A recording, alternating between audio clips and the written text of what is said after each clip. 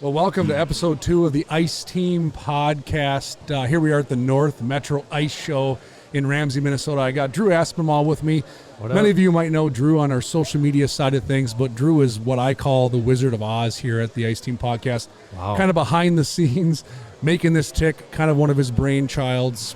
And Drew also does a ton of ice fishing, ton of hunting. He's got the coolest dog. We call him our mascot, Buck. Buck, yeah. Good guy. Golden Retriever, 9 months old. Yeah. I wish you could have seen how he woke me up today. Yeah? How'd that go? Well, actually, let me go back to yesterday. Yesterday, he climbed in bed and literally pressed his nose against my eye socket, almost like a bingo dauber. So that was yesterday. That was a treat. And then this morning, he woke me up by, he laid his head on my neck and then was going to puke. Oh. Like a hairball. Yeah. So I jumped right out of bed and he proceeded to puke. And then I let him outside and it was all good. But oh, you gotta love he's animals. Awesome. I've had the privilege of meeting Buck on numerous occasions, and I love it because I've seen Buck since he was a puppy that you could put in your two hands when you brought him into put him in a bucket. And now he's how heavy? 71 pounds. Uh-huh. And he's got a personality like a human. Yep, he's a good dog. It's very entertaining. So yeah, like we said, we're at the very first ice fishing show. We're here in Ramsey, Minnesota at Adrenaline Sports Center. It's cool. So this is day 2 of this show, and we got to see some of the new products for the first time, engage with the consumers.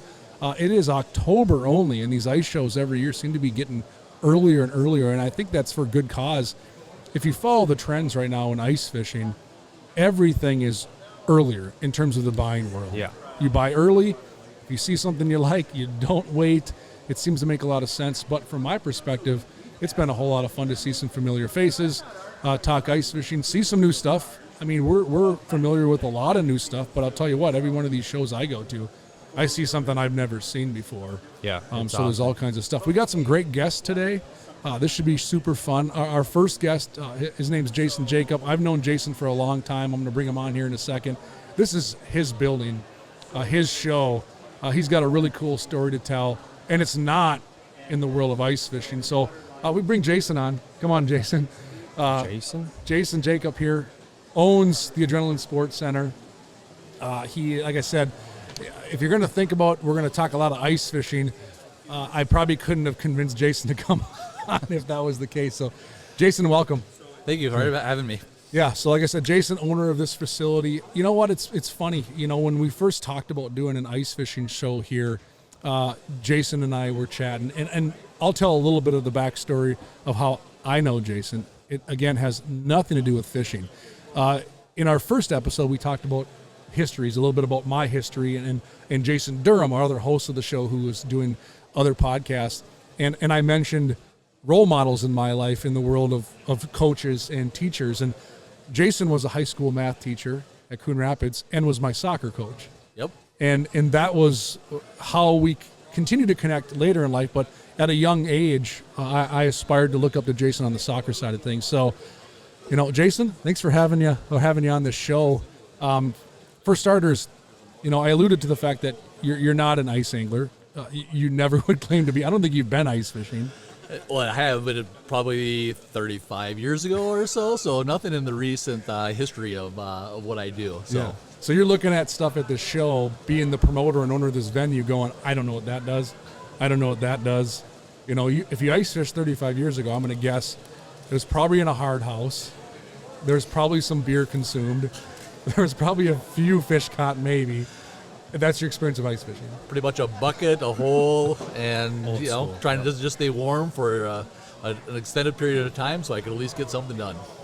That's crazy. That's a lot of people's first story of ice fishing. But you know what? You got this awesome venue. I think it'd be really cool to let people know, how did you get involved in ice fishing, let alone putting on the first ice fishing show for the industry? Maybe you want to tell a little backstory on how this building came to fruition. Well, as you mentioned, I'm actually a teacher by trade. That's what I went to school for. Coon Rapids graduate, taught at Coon Rapids High School, coached at Coon Rapids High School, and really did that, through my 20s and into my 30s. And then I had the opportunity to leave teaching to work with a guy that was opening up an indoor soccer facility. So kind of took a leap of faith, leaving a kind of a stable teaching career to jump into the indoor sports business. ended up working out where I actually took that business over about 4 years later, and that was the birth of Adrenaline Sports Center, which was a little 21,000 square foot facility over in Coon Rapids. I remember that. And then about 4 years after I took over ownership of that, we actually were going to lose that space because the business that owned that space needed it back. So that was our driving force behind relocating to Ramsey. I didn't know we were going to go from 21,000 square feet to 56,000 square feet. So again, another little leap of faith that we knew there was demand, we knew there was need, but it was a pretty big jump when we made the trip up here to Ramsey and relocated. But the location was great, and like I said, the need for indoor field space and court space we knew was there. But when you triple the size of your square footage, it's just a lot more time to fill. So we opened here in 2018. Our core business has always been youth associations and practices for kids, and core business from basically November to April when nobody can be outside. So we have them inside for their practices and things like that. And we knew that was going to be the core of our business. But Adrenaline sits empty used to sit empty, pretty good portion from May through really September into October, because everybody was back outside. And you're not going to come inside for practice when you can be outside, especially when you only have so much time you can be outside in Minnesota. Right. So as we started pursuing things and looking at ways we could fill those 6 months, we got a phenomenal amount of space with a great space to host events. So we started doing smaller events, and then that's kind of when we started having the conversation about what other events could we do. And in 2019 we initially started talking about a winter show, little ice fishing, little snow skiing, kind of a whole mix of winter things, and it kind of quickly became apparent that ice fishing was going to be the driving force. That was the biggest part of our show in 2019. We took that little break in 2020, like most people did with events. And then, this came back really, really well in 2021. And yeah, it's clearly a great show. Pretty much doubled in size from last year to this year. Having Thorne Brothers come on board last year obviously was great. Yep. Clam is a huge supporter and sponsor, and then having Outdoor News involved in Blue 42. We just got a great group of people behind this event, and so now here we are. I spend my time just trying to fill space, and November through April is pretty easy, to be real honest, because we have a lot of long-term contracts, a lot of people here that are here all winter long. But we continue to grow this event side of the business, which I'm excited for. It's fun. It's definitely out of my wheelhouse. Like you said, if it wasn't for this, I probably wouldn't have. I know a lot more about ice fishing now than I did 2 years ago, as I've gotten to meet all the vendors and talk to the people that come through the show and see all the product. And I'm definitely, it's re-intrigued me to maybe venture out there this winter and take a shot at it. You're going with us. We've talked, Yes. we've teased about this enough. And like I said, Jason, no background in fishing, which is fine. He's got a beautiful facility. I'll tell you what, our team jokes all the time. Well, one, I live in Ramsey, so it's nice. I got a short drive, and we get to stand on turf all weekend at a show, which we love. But I'll tell you what, a little backstory on, Jason said we took a break right during COVID. Dude, you weathered this storm good. I'll tell you what, I applaud you. And a lot of our kids, needed places to go and do things. And you, of course, went by all the protocols to be appropriate, right? But we still found ways to get our kids engaged. I remember my kids play football, and we practiced here a couple times during that tough run, right, where we needed a place to practice. And you continued to have that place for us, which was awesome.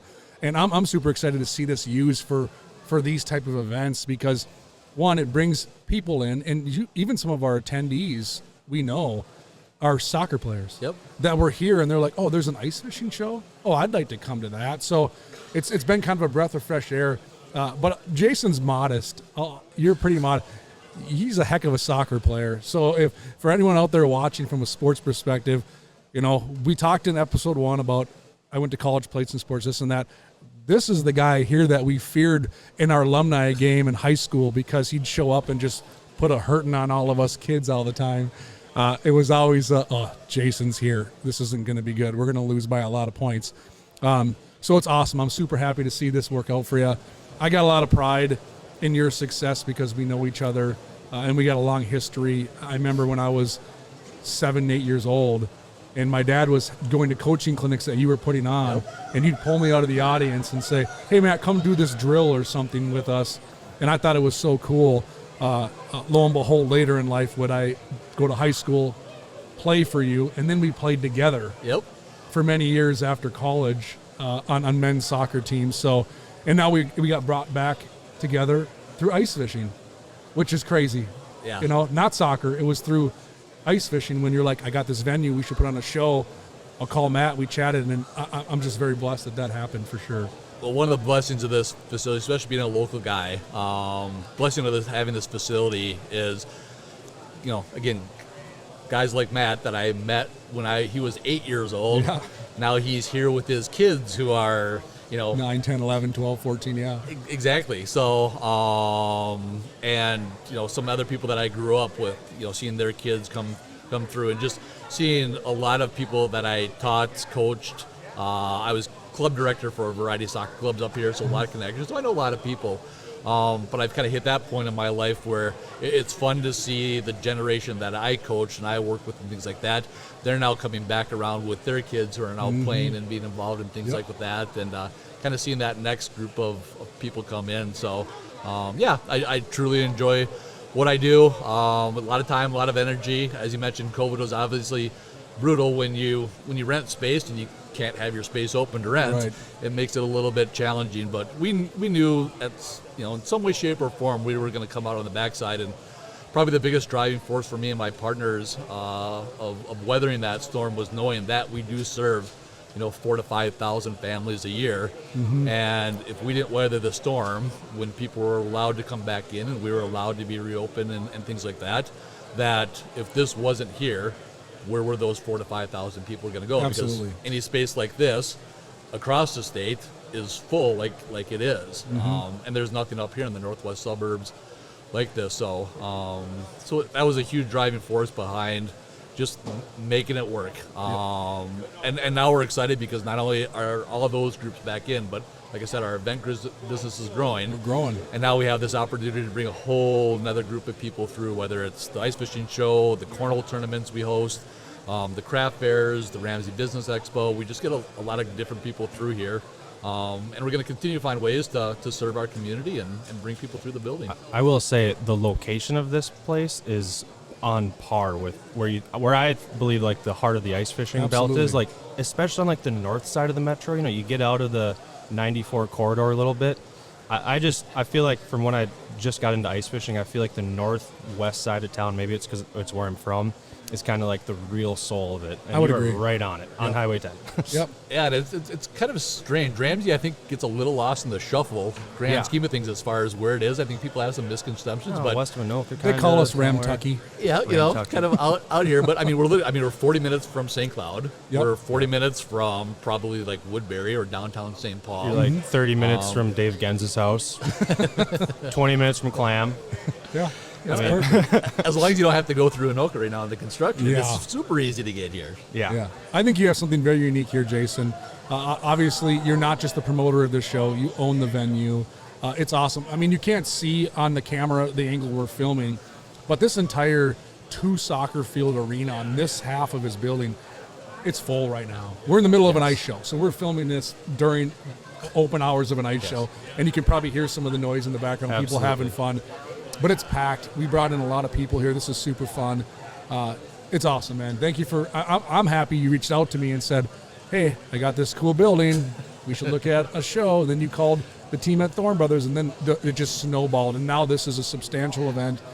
This is really the kickoff ice fishing event, I think, for the season in terms of a sports show. The crowd's excited. Yesterday was the day one.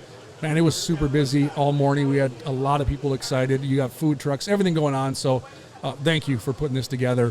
But yeah, and if you're a sports fanatic in the Northwest Metro, it's definitely a facility you want to check out. And if you play soccer or play lacrosse, you probably already know about it. It's probably something you've already heard of. So well, that's always going to be our core business. And like I said, the other fun part is as we look ahead to 2023, we probably have about 14, 15 events already on the schedule for 2023. So if you're a cornhole player or you like craft fairs or any of that other stuff, hopefully we have the opportunity to have you through the facility and come be part of it's a lot of fun. It's a lot of fun at the end of the day. Absolutely. Well, Jason Jacob, thanks for coming on. Adrenaline Sports Center is where you can learn more about this facility we're at. If you happen to be a coach out there looking and saying, oh, maybe there's an opportunity for my team. Any other parting words? No, I really want to thank, Matt personally. I gave him a little shout out on social media yesterday, but he has really helped me find a lot of the pieces to kind of bring this stuff together. And, there's a lot of great people involved, but Matt's done a great job of just kind of finding a way to connect all the right pieces so we can do stuff like this and have a good time over a weekend. Yeah. Well, thank you so much. Again, first day at the North Metro Ice Show here underway. Now we're on day 2. We got Jason Jacob here, and we're going to keep rocking and rolling. He's got to get back. He's probably got 5 fires he's got to put out. I can't imagine what you have to go through to coordinate a complete ice fishing show. So thank you so much. Well, right now it's just I got to go buy some Gatorade and some Mountain Dew because your kids drank all my Mountain Dew yesterday. I just saw one of them running through an ice house. That sounds about right. So I get a break from my kids here for an hour and a half, which is, podcast is like my babysitter. So there you go. Thanks, awesome. Jason. I appreciate it. Thank you very much, too. Yep. Jason. Thanks, Jason. You guys have a great day. Awesome. Like I said, there's Jason Jacob, owner and proprietor of this facility and the promoter of this North Metro Ice Show. It's awesome. Again, the timing is phenomenal, too, because next weekend's deer rifle opener in the cities.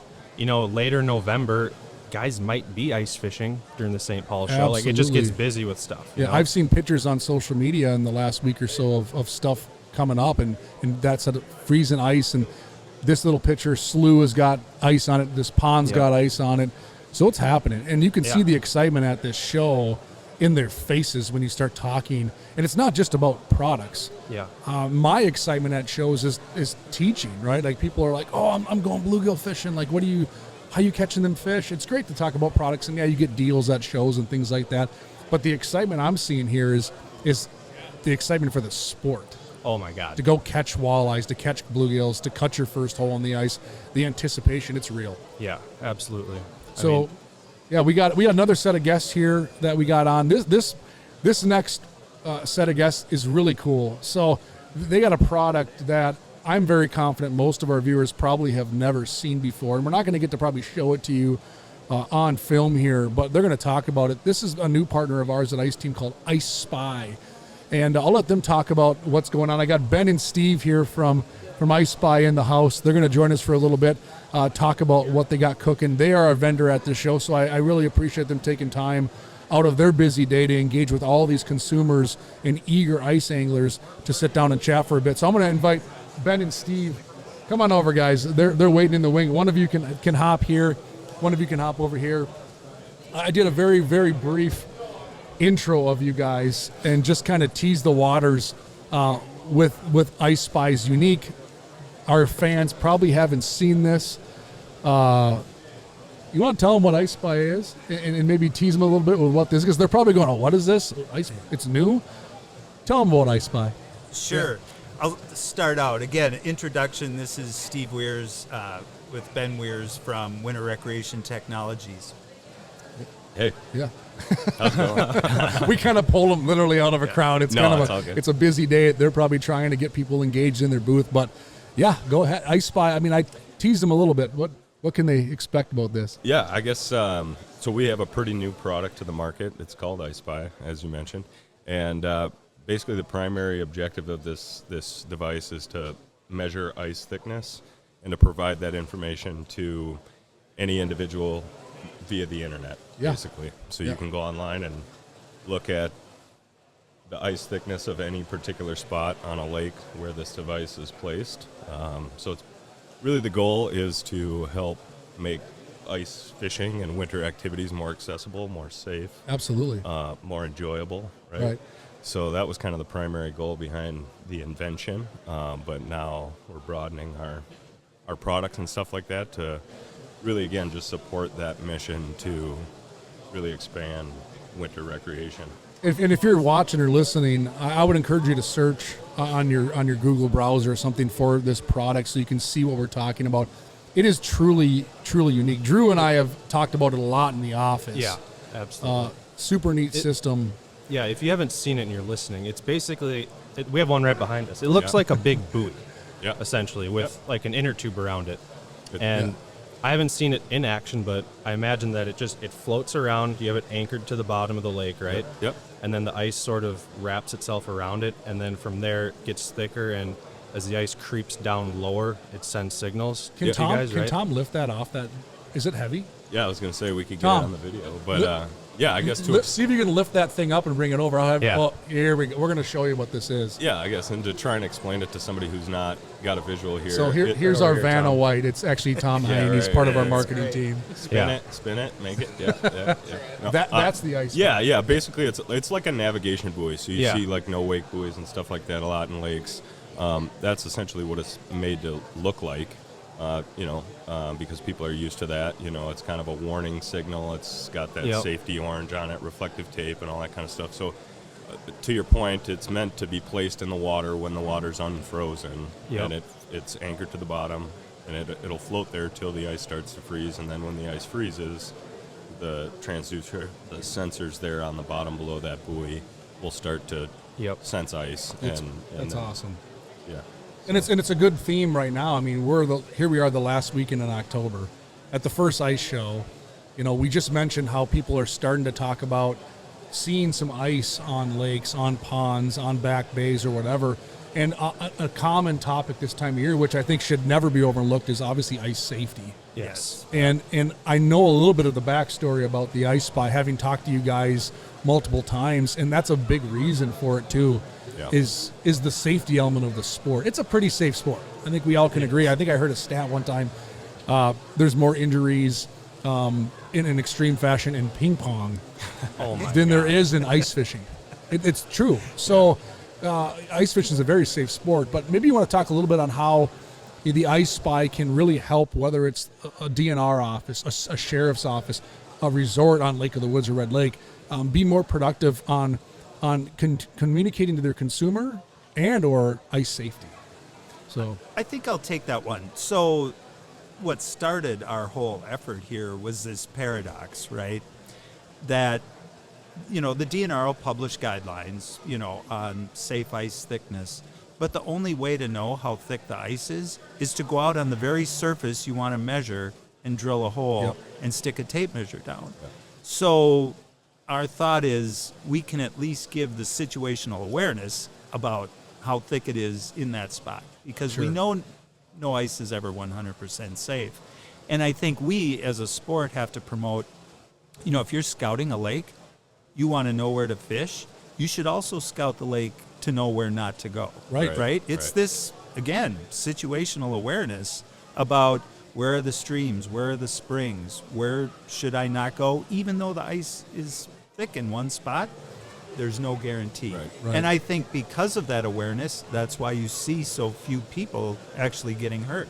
Right. Because, the second thing is, we in Minnesota enjoy this plethora of thick ice, but talking to the various pros from throughout the country, there's places in Ohio and Illinois and Colorado where the ice will grow to 8 inches and it can disappear. or they're lucky to even have ice. Or some they're years. lucky to have ice. Well, here with this tool, you have a way to know what's going on in a particular lake without having to go there, right? So throughout the ice belt, there's... And just to tie into what he was saying there too, to make it more realistic for people, I think the big thing you talk about scouting lakes, and I think as the sport grows and stuff like that, ice fishing,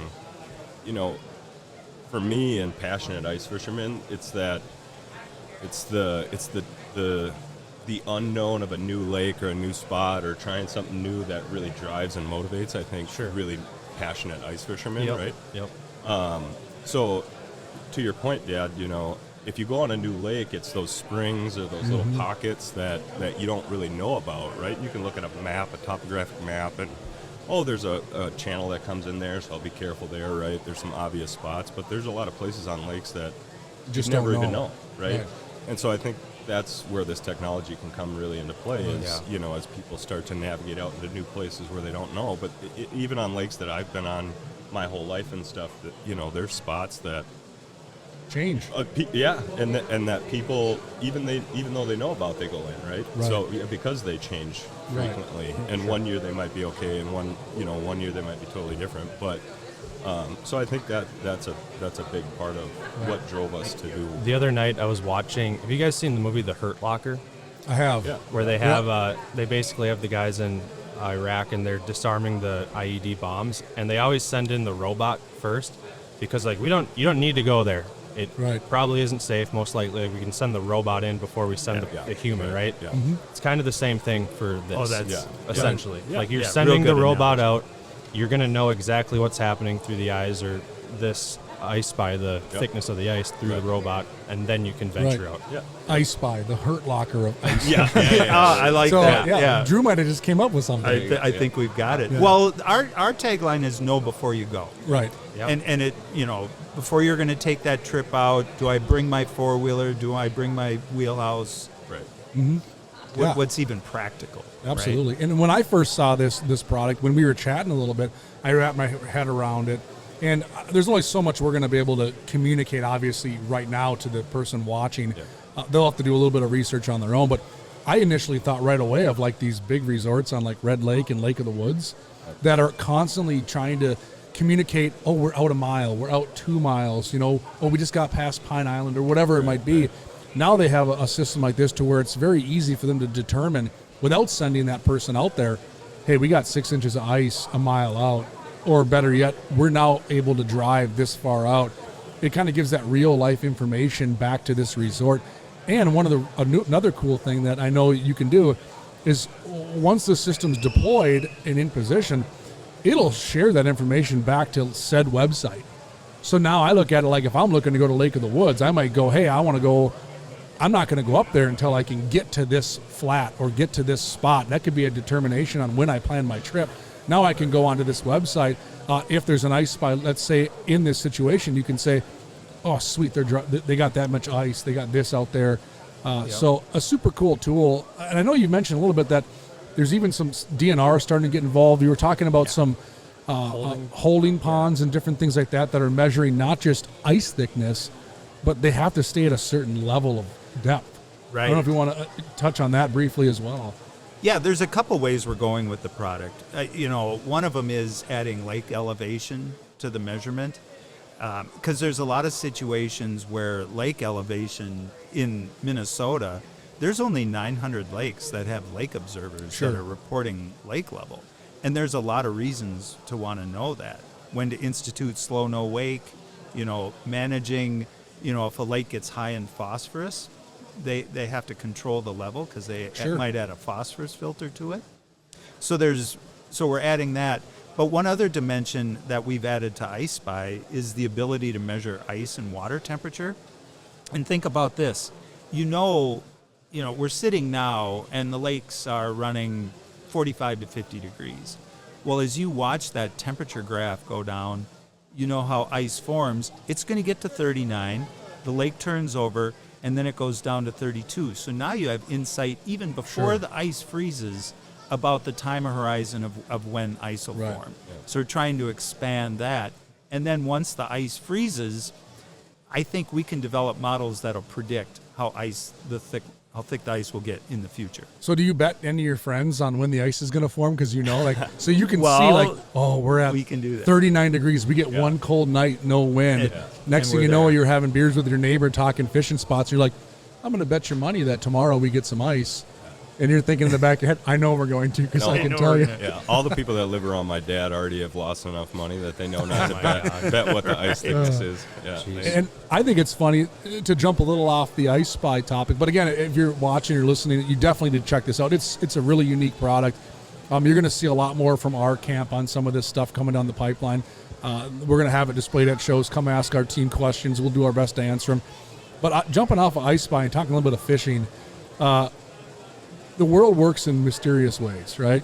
And you approached me on the ice team thing about ICESPY, and it just makes perfect sense. Well, then I find out that you have watched me fish a few times out your window, that we have another strong connection, be the Horseshoe Chain on the fishing side. Now, we won't get into fishing spots. We wouldn't want to do that. We have our secrets. But I thought it was so cool that Steve happens to have a place where I guide all the time. And unbeknownst to me until after we formed a relationship that you were like, Right. hey, wait a second. I think I've seen your fish house. I'm like, yeah, you haven't. And you're like, oh, I'm pretty certain it's a blue hard shack with the UPL logo on this. I'm like, Can't miss dang it, that. that's my fish house. Yeah. So it also brought and us about together 50 yards away, I've Yeah. got my 8x8 that we've had Yeah. there for almost 40 years. Like, right? what are the chances of that? Yeah. And that's the horseshoe chain. And one thing that comes to a lot of people's minds when you think about the horseshoe chain in the wintertime is obviously catfish, right? You talk about channel cats and catching them through the ice, and it just, to this day, I've been guiding out there for over 20 years. I still get customers, let's say I'm bass fishing in the summer, that go, wait a second, catfish through the ice? So I just had a question. Being a resident on the horseshoe chain, do you like the catfish or don't? Because I hear all kinds of stories. Like, so when you go out fishing, are you chasing cats? Are you chasing walleyes? Are you chasing panfish? How is that species perceived in that chain of lakes? Have we internally discussed our position on catfish yet? I don't think there's a right or wrong way. No, I hear it isn't. all No. different Yeah, ways. no. But that's what I do when I go out there is chase the They're cats. fun to catch, but I don't keep them. Yeah. Yeah, I mean, when you tie, actually it gets your heart pumping. Oh, I've got a Big I've got a walleye on. 30-inch Yeah. walleye on, and it starts to roll, and you just go, oh, okay, it's a Catfish. catfish. Yeah. So I'm not negative on it. Sometimes it's a nuisance because it's consuming the bait that I'm supposed to be Sure. catching walleyes with. Sure. But no, it's great sport. They're great fighters. I know there's a lot of people that come to the chain to fish catfish. Yep, So tourists. so it's an important part of the ecosystem there. Yeah. And I'm on the Lake Association board, and the catfish numbers are actually down. I've seen yeah, that. Yeah. For the, sure. the size is increasing from the electrofishing, but the numbers are down. Yeah, and that makes Yeah. sense because I have a lot of friends that live on the chain as well, and you always get mixed signals. When I first started going out, I mean, the first time I went on the horseshoe chain was 20-some years ago, and I remember there was very few people targeting catfish through the ice. I mean, they were in there. It wasn't a secret, but it wasn't really talked about. And all of the call them locals that I talked to were just like, ugh, what, you're chasing catfish? And I did it honestly because it was different. Like, we have our Mille Lacs Lake, we have now Red Lake, we have lakes that have walleyes, but not the channel cats like the horseshoe chain does. But you're spot on. The fishing's gotten tougher. It's a challenging species. There is a lot of cool fish in that lake. I'll tell you what, you're very blessed. We did a deal with our female anglers out there this last winter at Clam Outdoors. We brought all of our female pros in town and took them ice fishing, and they wanted to experience the catfish thing. So we did it. We went out there, and to talk about the walleyes, one of the fattest walleyes I've ever seen through the ice, we caught on the horseshoe chain. I mean, it was, what was it, Drew? 26-incher, and it had to have been 8 or 9 pounds. It was a beast. Oh, that's a beast. Yeah. I mean, the thing was... It barely fit up the hole. Yeah, and it was a funny story because Brian Lindbergh caught it, and we were chatting just before he caught it. And we get all these gals and groups set up to fish, and we were catching a catfish here, a little walleye here. And I walked over to Brian, and he had a 6-inch hole. All of us pan fishermen run 6-inch holes, right? Yeah. He's got a 6-inch hole. I'm like, what are you doing with that? We're chasing catfish. And he's like, and he goes, I'm not worried. I've caught 30-inch walleyes through a 6-inch hole. right. And I said, but we're chasing catfish. Yeah. But he makes the comment about walleyes, and I'm not kidding you. Not even 2 minutes later, he sets the hook, and I walk over to help him land. I'm laughing. Yeah. And it's a good fish, and I'm like, I'm going to show him here you why go, he bud. should not have had a 6-inch Right. hole. He pulls that walleye up, No way. and it comes out, and he looks at me, he goes, told you it'd fit up. I'm like, The- what? That's Remember crazy. 2 years ago when it was actually my first catfish I ever caught on a different lake, and Brian had to drill an extra hole because Yep. we were fishing out of a 6-inch hole. Yep. Sitting here like holding this catfish, and I'm like, I'm gonna lose it. Like we're drilling a hole while I'm Extra, fighting yeah. this thing. Yep. And we get up. It was, I don't know, maybe like a 8-9 pounder. Yeah. Like, it was a nice catfish, But they They're just flick out fat. the Yeah, what are they're- the and they're pokers. fins. Yeah. They come out and they get stuck. Right. Yeah. Right. I mean, 8-inch holes all the way. I've even had them get stuck in an 8-inch hole on your body of water, big ones. Yeah. But yeah, it was. I just thought it was funny tying walleyes in where Brian's like, "Well, I've gotten 30." I'm like, "You're not going to catch a 30-inch walleye." You know, we're going catfishing, and even a 4-pounder is going to get stuck in a 6. And there he does. He catches. It's an absolute. you're jigging a freak minnow head walleye. on a spoon. You never know. That's the cool part I think about the chain is that the diversity in the ecosystem that you can be walleye fishing and you catch a giant catfish. there's or vice crappies, versa. walleyes, Right, yeah. catfish. Muskies now. There's I'm sure there's muskies in there. So Good muskies, muskie yeah. fishing this year has kind of lit up. There's been some local success stories. Sure. And no. There's not many in there. I'm gonna There's mute not you. many in there. Right. But you see in front of my place. Ben said mute Steve's Yeah, mic. right. mute Steve's mic. High 40, 50-inch muskies though are coming out of that lake. Yeah. But I mean, I don't know. From what I've understood, not to get too off topic, talking to my muskie head buddies, it's still not the body of water they're probably going to go to on a Saturday if they want to go muskie fishing. There's just not enough in them to make it. So they tend to lean towards, that in a town of Sugar Lake or going to right, Minnetonka yeah, or right. White Bear Fort. Right. Because, I mean, I'm on the Horseshoe Chain a lot. I mean, you may spend days not seeing a muskie. Right. So it's not quite there yet. I think that is the goal at some point to make it an option for the west end of town. But for everyone listening out there, we're not sharing any hot secret because you're going to have better success probably going to another lake to try to catch a No. muskie. But so the irony in all of this is going back to the conversation about the catfish and stuff like that. So the history of that fishery, the catfish, and why a lot of people don't like them locally is because they kind of came in and took over. And Sure. then it seemingly affected the other species, right? Like walleye fishing and stuff like that. So people really started to get a bad taste in their mouth. Sure. But other people that came and wanted to target those fish, I mean, it was an unbelievable fishery for catfish, right? And then For they sure. introduced muskies to try and get rid of the catfish because the catfish were basically overrunning everything. And now the muskies are kind of taking off, and the catfish are evening out. But again, it shows you the complexities of an ecosystem, a body of water, right? And I think that's, again, why ICESPY and some of the added technologies that we're creating are so exciting, because we can start to monitor these bodies of water in ways that we never could before to try and understand these things better, right? Absolutely. I think one of my favorite things about the Horseshoe Chain and catfish is they are like bigger than average fish that most people catch ice fishing. Like you can go crappie fishing, bluegill fishing, you might catch a trophy, a 15-inch crappie, and it's a quarter the size of a catfish. Like if you want to fish, like even we have a fish simulator right behind us. Yeah, right.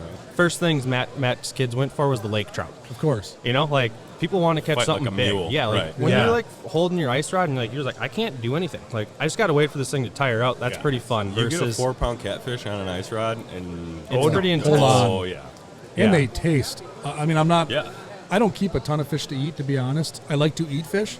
A lot of my family doesn't. So a lot of times I don't. But these catfish, especially in the wintertime, Oh, that's the good time. it's one of my favorite things. In the summer, you could take it or leave it. So most people's experience eating the catfish is probably a farm-raised catfish, warm water, Right. whatever. You got to cook it right, or it tastes gamey, or tastes fishy, which I always think so weird. It tastes fishy.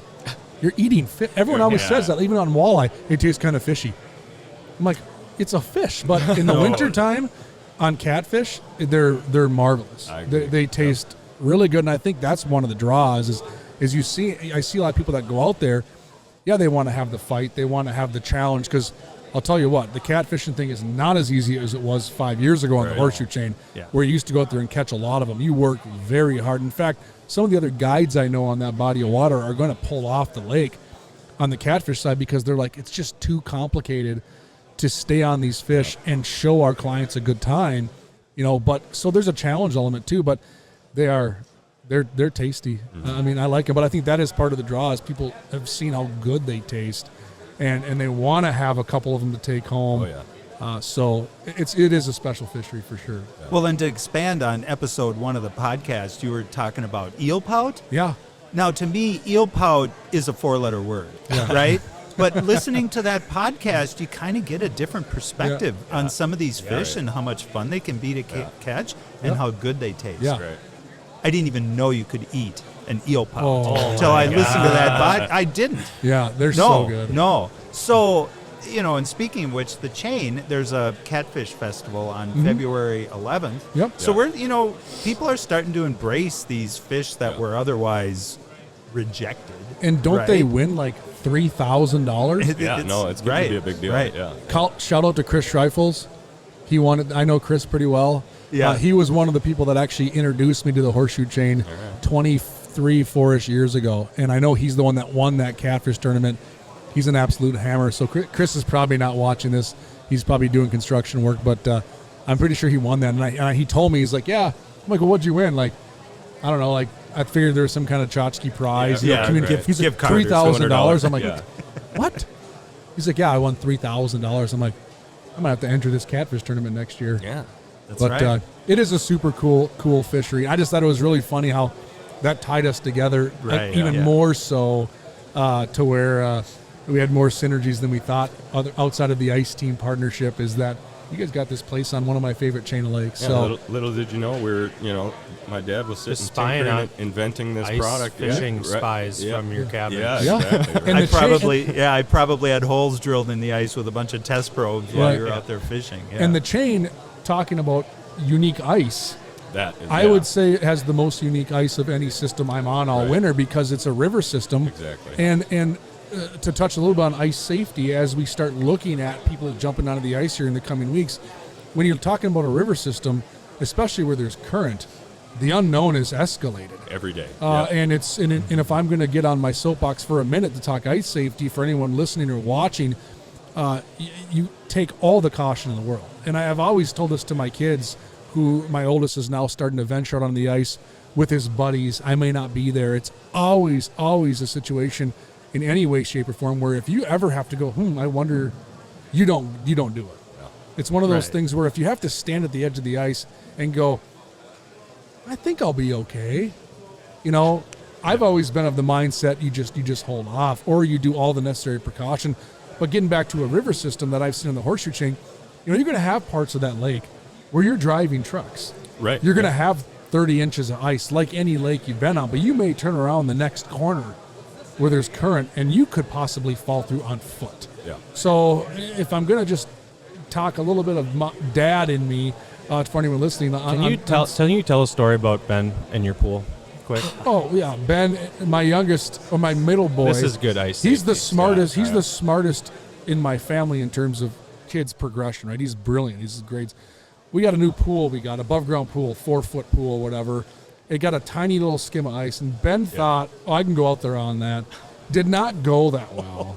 Got a little wet. Yeah, I broke would through, imagine. and just because sometimes the brain doesn't always think properly. You see solid air ice, you see no water, and instantly you might think I can walk on that. Ben's here right now. You can ask him how that went. It did not go too well. But it's always one of those things where we've talked about homework. Drew and I hit on that hard. Do your homework, plan, prepare, know what you're getting into. Make a phone call. There's bait shops and there's gas stations very close to, let's say, the Horseshoe Chain, much like any body of water, that have a finger on the pulse that you can call and say, hey, I'm coming to said lake. Anything I should watch? They may say, you know what? That entire West Bay just froze up last week. Right. It's not safe. It may look beautiful and there might be an inch of snow.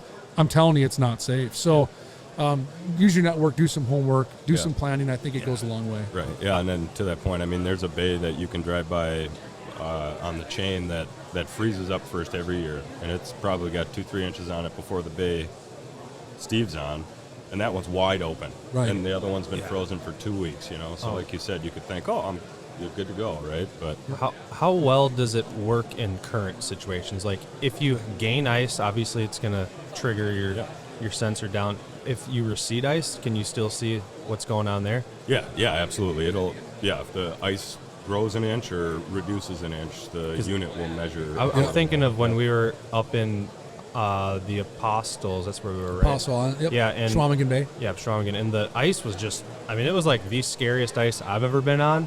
And it was like completely normal for Tommy Hicks. Guy's crazy. But normals. I love you, Tommy, but normal's a relative term. yeah, and I'm like, this is like you had to like angle your transducer, and I'm like, we're on like 3 to 4, maybe a little less in some spots. I'm like, this is crazy. But like, the goal was to like try to get out kind of as far as you could. Yeah. Like if you had, let's say, a couple ice spies on the way out, at least Right. every 50 yards or whatever, and you'd know up to date. Right. Because that ice changes like a freighter could come through and bust everything up. Right. Right. And it was just normal. And we're out there on snow dogs. We're out there ripping around. I remember going out there, and then one of the cool things about a snow dog is it disperses the weight, so it can go on thinner ice. Yeah. But to Tommy, it was just second nature. Yeah. But yeah, it's I it's could crazy. see it for people like these industries that use trucks to like move stuff. Like last year they had or 2 years ago up to the northwest angle, right? They had the giant road. Like that could ICESPY if you have them things laid out all across Lake of the Woods or something. That would be awesome. Yeah. Well, we have this we have this tradition. You know, the kids will come up to my place and we'll have Thanksgiving dinner. Well, after dinner's done, what do? We go out ice fishing out in the bay. Mandatory. That's right. So now we can look at our phones and convince our wives that it's safe to do it. Whereas before, they're like, "You're not going out there." Yeah. Oh, you know. But now we'll know, right? Well, Right. how old is your Ben?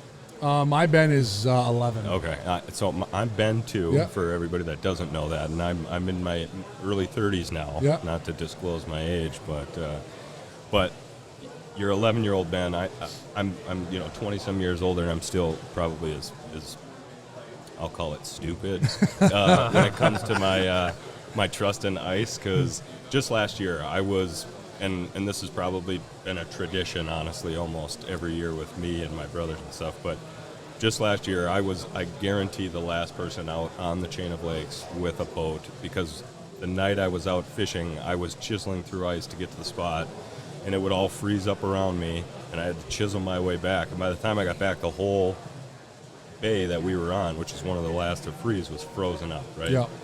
So, and that's usually quite a tradition for us, is to try and be that last person on, and then that first person out as soon as you can be, right? Like a day or 2 or 3 or however many later, right? And you're looking at 1 inch of ice or 1.5 inches ice, and it's crystal clear, right? And it almost looks like you're walking on water. And you're chasing walleyes? Oh yeah, absolutely, yeah. And on the bay that your dad's on? I'm just putting the pieces together. yeah, quick right at that point. Yeah, I know what the I'm talking- spot. Yeah, Yeah. no, and that time of year you can just hammer them. I mean, like you put it down and pull them up, kind of thing, and it's unlike that most other times of the year. So, as a passionate fisherman, you're like, it's just burning you, and it's just. But to not know how thick that ice is, and you go 300 yards out, and in three different spots, it could be different. Yeah. Right? What's the craziest thing you guys have seen when you've sampled ice and everything? Like, have you, like, people talk about carp making circles and messing up the ice, and like obviously springs and current. Has there been anything that you guys have just been blown away by? So if you go on Horseshoe, where the river comes in, the Sauk River, there's a flats, and then it drops off to 30 feet. There's a methane vent Yeah. there. Yeah, we call it the meth hole. Yeah. And it literally is a methane vent. Yeah. And it will be, 4 to 6 inches thick. Yeah, middle of winter. It won't be, I don't think I've ever seen open water, but, we all Right. know where it is. It's not very big, but there's a methane vent. And it's crazy because I've seen where people can drive their trucks within 10 feet of it. Right. And their truck's on 25, 30 inches of ice. Yep. Right. And usually people will mark it. They'll see where it is. But yeah, it's crazy what lakes can do. And it's always kind of it's the same spot. Yes. It comes out of the same spot. And it's kind of infamous for that chain. I feel like when people talk about catfish, they go, "Oh, you caught them by the meth hole." That seems to be the most common term referenced. And there are a lot of cats in that area. It's probably where the majority of them winter. Yeah. But I'll tell you, it's also probably where the majority of them are the toughest to catch. Yeah, they get used to They're getting finicky. fish at. Yeah, they get a lot of pressure. But yeah, that meth hole, I remember years ago they'd mark it, but we'd set up next to it thinking that was the spot we had to be at. And you could still go there and catch some. Don't get me wrong.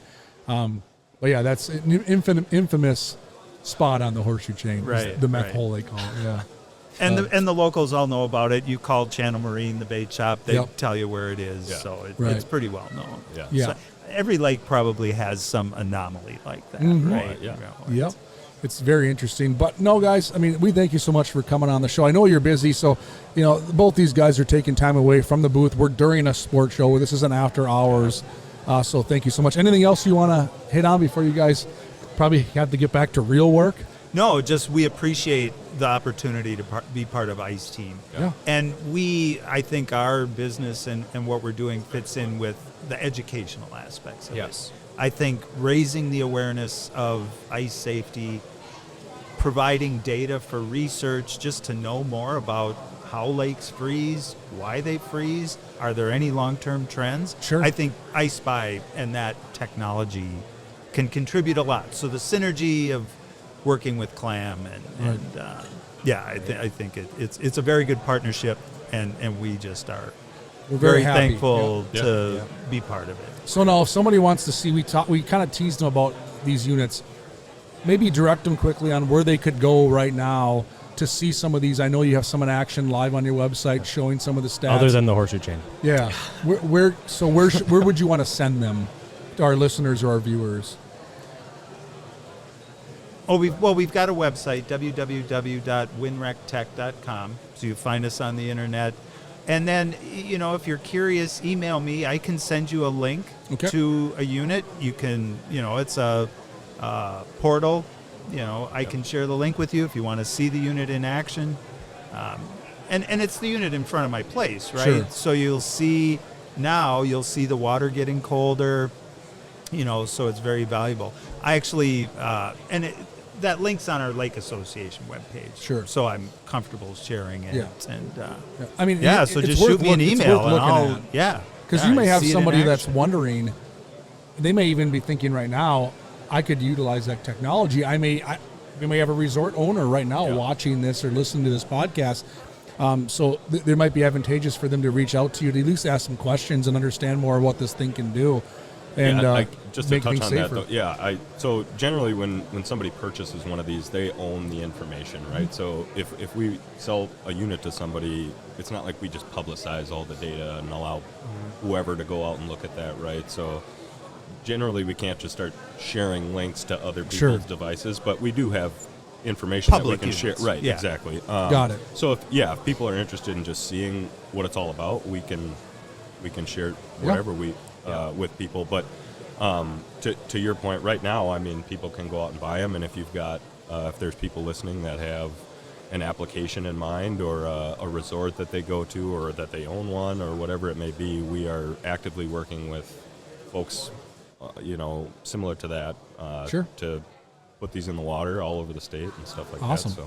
And come check it out. We'll have it in the Ice Team booth at all the shows this season. Yep. So if you want to actually see what our lovely Tom was holding up, come ask some questions of one of us. And we're fairly dangerous. We know enough to get by and teach him what needs to be done. But check these guys out if you haven't. And it's been awesome having you on board already. Yeah, I thanks, should get one install we're planning on doing. So it's the tournament that Mike Howe's running up at Elbow Lake. Oh, sure. So he's got the North American Ice Ice- Fishing Championship on Elbow Lake. It's December 17th. Our plan is to deploy a unit here in Oh, the next sweet. that'd be a fun 5 one. to 10 days. Well, here's the use case. Mike's in Montana. His tournament's in Minnesota, right? Okay, enough said. Yeah, so NFC doing big things. That's their championship up there. So, Right, right. I'm sure he'll love to be able to be wherever he's at because Mike seems to be all over the country and be able to go check in and be like, good. Because what's the number one question he's going to get asked probably the 3 weeks leading up? How's the ice? Yeah, How's can we it come look? fish it? Can we get, So then he'll be able to determine some of that stuff from afar. So, so awesome. Thanks so much for coming on the show, guys. I know you're busy. Thank you so much, man. I know you guys are slammed. Appreciate taking the time out of it. Yeah, thanks. We are going to go ice fishing on the Horseshoe Chain this year, 100%. I will take you to catch a catfish. You can scowl. You take me to catch a walleye, and then we'll smile. How's that sound? All right. Thanks, guys. Yeah, Really appreciate it. appreciate Thanks it. a lot. Thanks, fellas. Awesome. So there's Steve and Ben from ICESPY. Super cool product. I'll tell you what, when we first got introduced to this, I was as confused as anybody trying to figure out exactly what it was. Then they gave me their entire spiel and rundown on it, and it makes such perfect sense. And I see it being a tool for so many different people and It organizations. doesn't replace your spud bar, or Right. your float suit, or your ice picks, but it's just a different way to measure ice, right? Right. Like if it's, if we have ice in November, I'm probably still going to have all my other ice safety components, tools, throw ropes, all that stuff. But if there's an ice spy, maybe a couple 100 yards offshore, a mile out, at least at that point you might have a safe amount of ice. Right. It's a different way to measure ice. Right. It's a super cool product. And I love how they tie in. There's a bunch more stories they didn't share.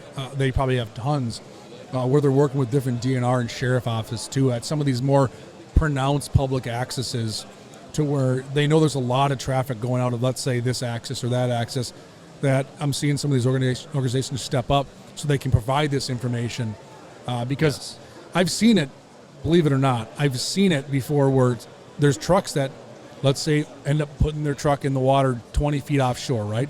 Yep. And then you've heard stories of when they have conversations with said truck driver, what were you thinking? And you're not always dealing with somebody that's ignorant. They just don't know. They just go, well, it's the first week of January. I always drive out the first week. Well, this year's different, man. We didn't have ice. It's 3 weeks late. So some of these systems and tools that they're developing and they're on the forefront of allow us to do this safer. Yes. So to me, that's super cool. Yep. This show, though, I mean, I'll tell you I what. know, it's getting kind of busy here. Yeah. If you can hear people in the background, it's because there are people in the background. Right. If we spun this camera around, you'd see people literally right here looking at gear in the ice team section, talking, getting excited about fishing. And I got a chance to walk the venue a little bit yesterday. Again, we're at the North Metro Ice Show in Ramsey, Minnesota. It's the kickoff ice fishing show of the season. We're sitting inside the ice team booth. But I'm looking at kids trying to catch fish in a trout pond. I did that too. Speaking of which, what do they do with all those trout when they're done here? So I asked 'Cause I Joe have no that idea. question. Yeah. There's actually a trout supplier that I'm guessing has a license or permit or whatever that will come back and pick up what they can and try to repurpose them the best they can. So it's not just a free for all. yeah. It's No. not a shore lunch. It's happened. It's happened to where some of these fish end up going home with people, but Sure. they try to preserve them the best they can. These trout are fairly resilient. They get caught pretty good. I know I watched no less than 50 of these trout get caught yesterday. Well, there's 2 pumps going nonstop. That's part of the background noise right now, if you can hear it. It's a trout pond literally getting recirculated water. It's not a big pond. It's mostly like it's like the pool that Ben fell 12 into. by 12 is what he said. Yeah, and there's got to be 100 fish in Oh, there. yeah, and they're catching them. I mean, I know just in the hour we've been talking, I've seen at least 3 or 4 caught right here in front of me. Yes. Where yesterday it was pretty common. So I thought to myself, and I didn't do it this morning, I'm going to get there early tomorrow and catch that big one. And I didn't, but I wonder if they have that same type of instinct if they're inside a trout pond, inside a building that haven't eaten all night at a certain time they feed or not. But Well, who knows? have you fished the trout ponds before? Oh, yeah. I fished one in college, and the first day when they stocked them, it was like you could catch your 5 trout or whatever it was in 30 minutes. Mm-hmm. By day 2 and day 3, it was a grind. Yep. Like they wise up. Yep, and the lines, these stocked, we could call them put and take trout ponds. So they stock all of these trout a week or two before opener, which is usually the second or third weekend in January. Yep. But don't quote me on that, something around there. They stock them just prior to that. So these fish have been, I don't want to say like starved, but they've been, they're basically were grown in a pond, pellet fed. They don't know any better. You put them out in the wild, call it a trout lake, a designated trout water.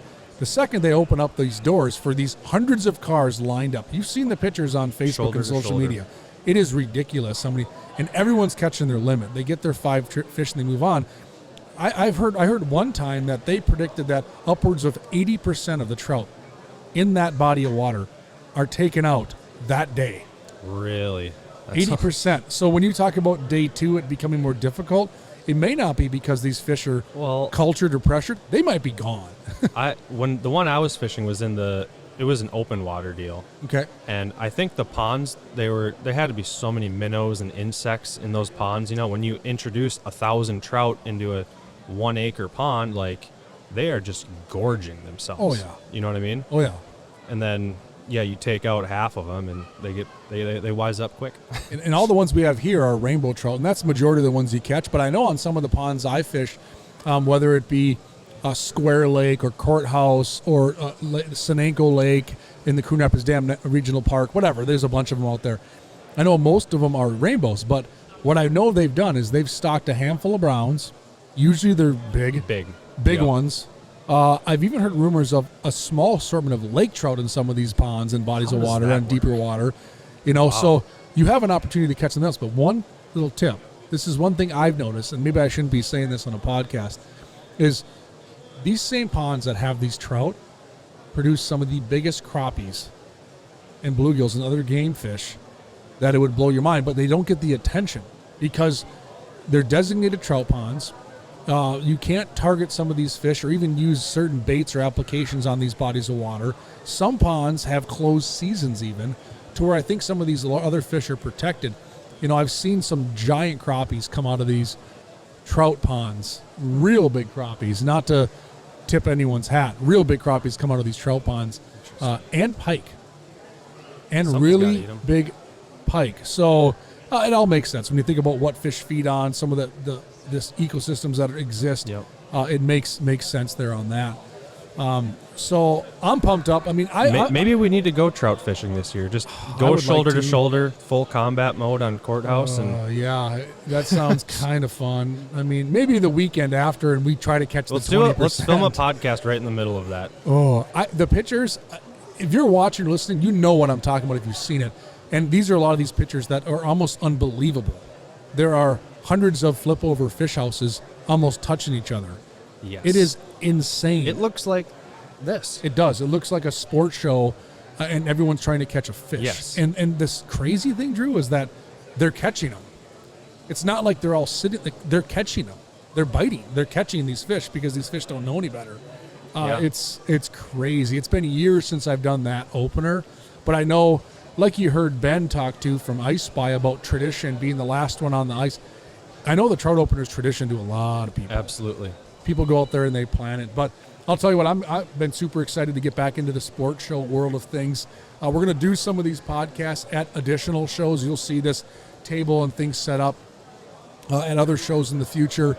Just kind of bring in the ambiance, bring on some cool guests, try to get some different angles into this podcast and get some cool questions. I mean, the ICESPY thing, to me, I'm thinking about ideas. I'm like, it's one thing to talk about products. And I know we really push that. That's not going to be what this is about. But ICESPY, it's not about a product, in my opinion. That really wasn't. It's about ice safety, technology that helps us do this sport more efficiently and safer. That I thought we got to have these guys on. And Absolutely. I kind of cherry picked them just a hair because I knew I'd be able to tie in the Horseshoe Chain. It's near and dear to my heart.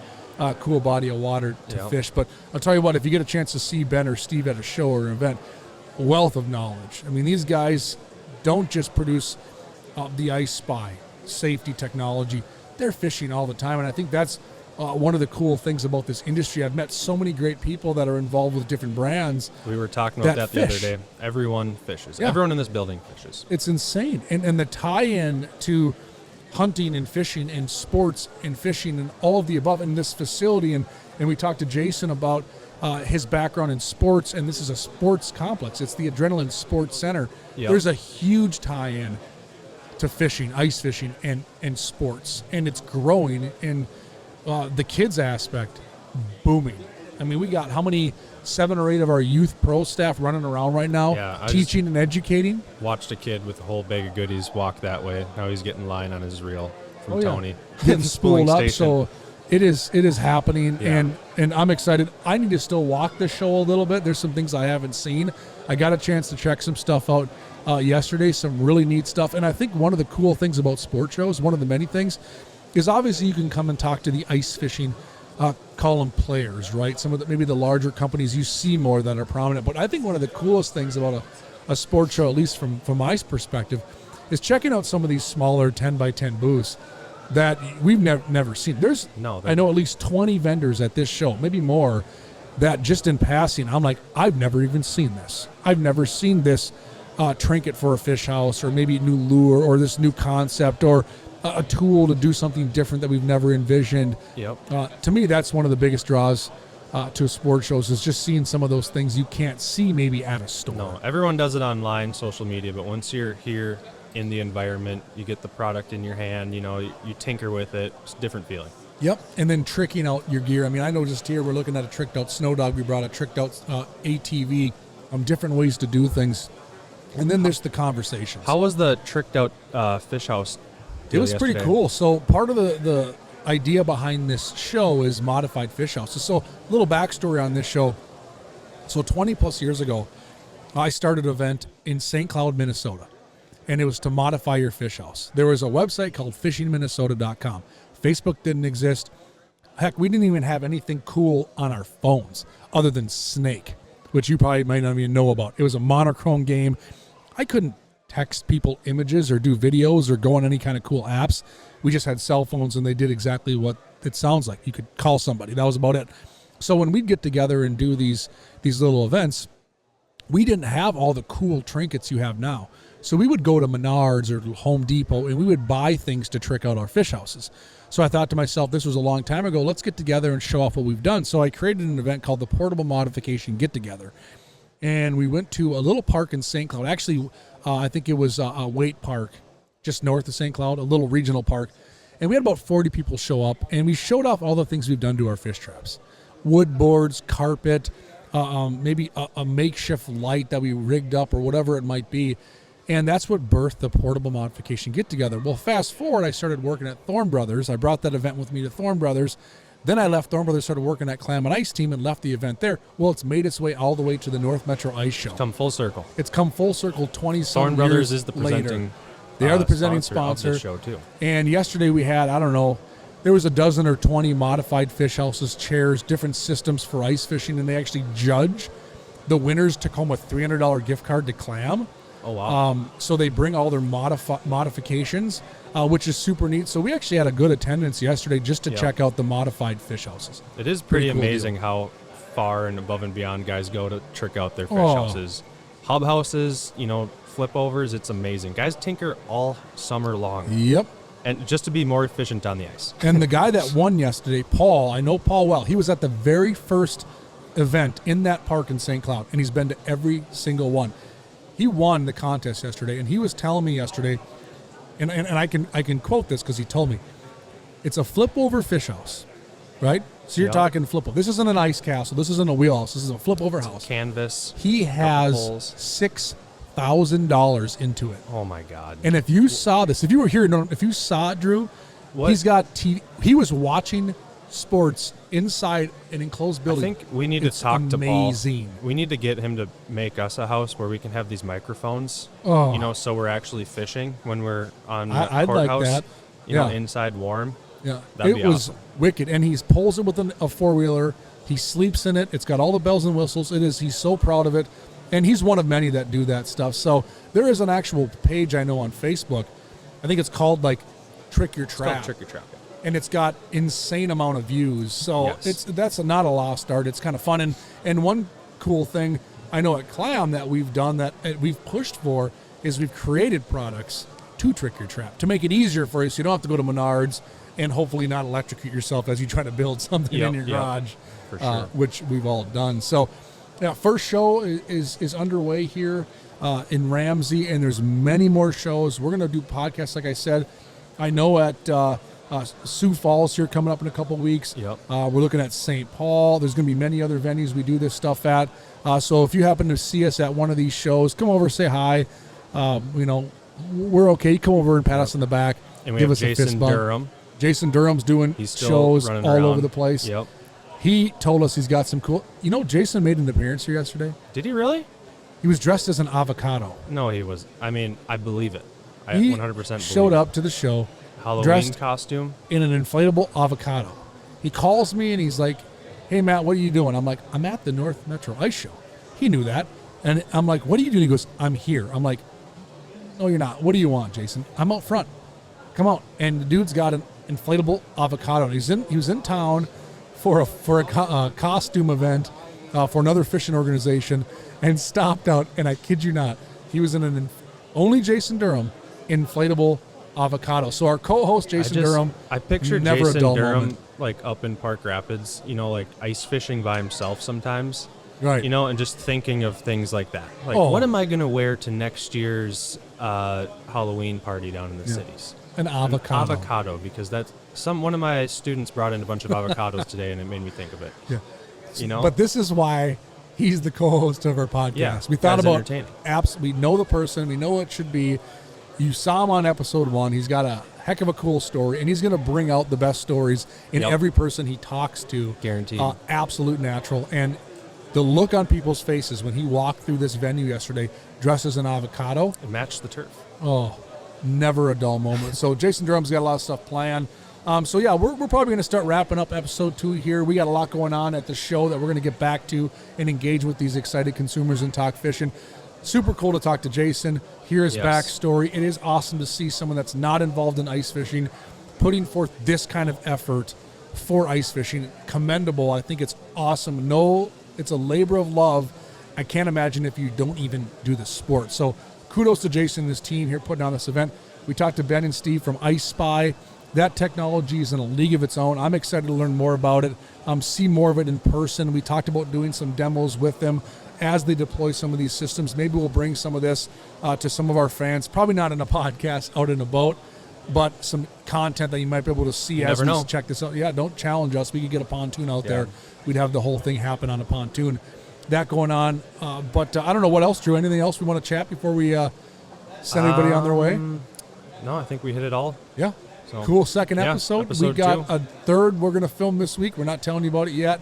We got a fourth lined up. Yep. And we got another one later lined up. We got a bunch. We got some really good guests coming here. Now we're on. I think you're going to like. You can listen to the podcast on YouTube, Spotify, Google Podcasts, and Apple Podcasts. Yep. So and we try our best to share all the stuff on our ICE team social media pages, whether it's YouTube, email Instagram, blasts. Facebook. It'll be on an email blast. It is on the IceTeam.com website. You can go back and listen to past episodes. So if you missed episode 1, hop on IceTeam.com. It's up there right now. You can listen to it, and we'll continue to list these out as we release them. And if you have any topics you want us to cover, drop a comment on YouTube. Seems like the best place to see that comments and everything. So if you want something to addressed or someone on, we can do our best to knock on doors too and get somebody on here that you want to listen to and then go from there. So that's awesome, Drew. Awesome. Right, I got to thank this guy a ton. I'm telling you what, my job for the podcast, honestly, is very easy.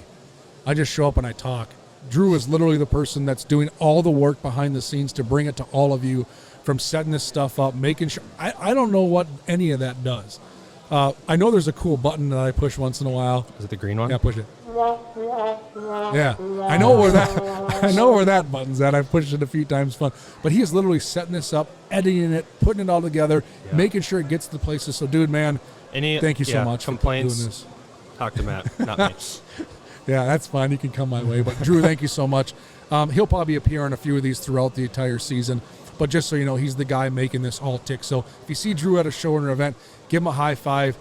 Make sure his cup's always full, and we'll keep going. So on behalf of Matt and Drew here for the second episode of the Ice Team podcast, we're wrapping up from the North Metro Ice Show here in Ramsey, Minnesota, and we'll catch you next time.